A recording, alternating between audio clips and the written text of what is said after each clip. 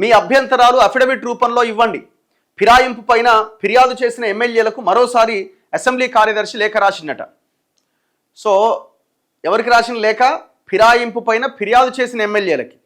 ఎవరైతే బీఆర్ఎస్ ఎమ్మెల్యేలు కంప్లైంట్ చేశారు, 10 మంది మా పార్టీ నుంచి గెలిచి పార్టీ ఫిరాయించి కాంగ్రెస్లోకి వెళ్ళారు, వీళ్ళందరి మీద అనర్హత వేటు వేయాలని. అయితే ఎవరైతే కంప్లైంట్ చేశారో వాళ్ళకి మళ్ళీ ఇంకోసారి నోటీసులు ఇచ్చిందట. ఎందుకు నోటీసులు ఇచ్చారు? ఆల్రెడీ వాళ్ళకి నోటీసులు పంపిస్తే వాళ్ళు ఒక రిప్లై ఇచ్చారు. సో మీరు కూడా మీ దగ్గర ఇంకేమైనా అభ్యంతరాలు ఉంటే మీరు కూడా మీ వాదన వినిపించండి, లీగల్ ఫార్మాట్లో ఇవ్వండి అని వాళ్ళని కూడా అడిగిండట. ఇరువురి యొక్క వాదన చూసుకున్న తర్వాత స్పీకర్ తన విచక్షణాధికారం ప్రకారం ఏ నిర్ణయం తీసుకుంటారో చూడాలి.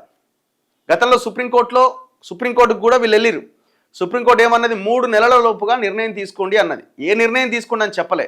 స్పీకర్కి ఆ హక్కు ఉన్నది, ఆ రాజ్యాంగబద్ధంగా ఆయన విచక్షణాధికారం ప్రకారం ఆయన నిర్ణయం తీసుకోవాలి.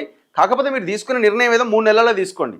అది వేట్ వేస్తారా, లేకపోతే పిటిషన్ని బీఆర్ఎస్ ఎమ్మెల్యేలు ఇచ్చిన పిటిషన్ని తిరస్కరిస్తారా, అది మీ ఇష్టం.